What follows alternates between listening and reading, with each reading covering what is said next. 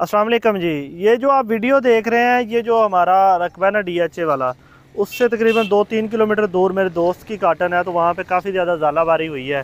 तो उस वक्त से मुझे भी काफ़ी टेंशन हो रही है। अब हम जा रहे हैं अपनी फील्ड देखने के लिए, अल्लाह खैर करे, क्योंकि अब जो जहाँ जहाँ बारिश आ रही है वहाँ पे बहुत बड़ा मसला है कपास के, ख़ास तौर पर काश्तकारों के लिए, कि वहाँ पे ज़ालाबारी आ रही है और कपास का बहुत ज़्यादा नुकसान हो रहा है। चलते हैं फील्ड की तरफ और देखते हैं कि अल्लाह करे हमारे फील्ड की तरफ कम आई हो या ना आई हो ज़ालाबारी, और बारिश भी देखते हैं कितनी है। इधर तो काफ़ी आई है, लेकिन उस साइड पे देखते हैं कितनी है ये। तो चलते हैं कपास की तरफ। हम आ चुके हैं फील्ड में, तो यहाँ पे ज़्यादा नुकसान तो नहीं हुआ, लेकिन थोड़ा बहुत हुआ है। ये जो ऊपर वाले पत्ते हैं ना, ये कुछ इस तरह के हो गए हैं। बहरहाल ज़्यादा नुकसान तो नहीं है, लेकिन कुछ ना कुछ, चले इतने की फिर भी खैर है, अल्लाह मालिक है। ऊपर वाले पत्ते डैमेज हुए हैं सारे, ओए ऊपर वाले पत्ते डैमेज हुए हैं।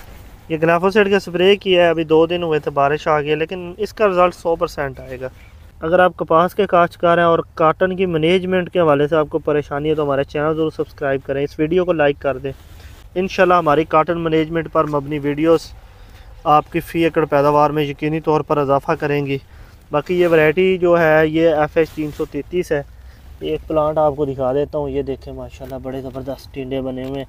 असल टेंशन यही है कि बहुत ज़्यादा माशाल्लाह इस वक्त फ्रूटिंग पे कपास बहुत ही अच्छी है, माशाल्लाह बहुत अच्छी है। ठीक है, तो बाकी ये ज़ालाबारी से बड़ा डर लग रहा है आजकल। बार बार ज़ालाबारी, जिस बारिश में भी सुन रहे हैं इधर उधर। बहावलपुर के बहुत सारे एरियाज़ में जो है ना ज़ालाबारी ने तबाही करके रख दी है। कपास की तो फसल आपको पता है ऐसे फूलों की तरह फसल होती है, बिल्कुल नाजुक सी। ये प्लांट आपको कैसा लगा कमेंट में ज़रूर बताना है। इंशाल्लाह मिलेंगे अगली वीडियो में। इजाज़त दीजिए, अल्लाह हाफ़िज़।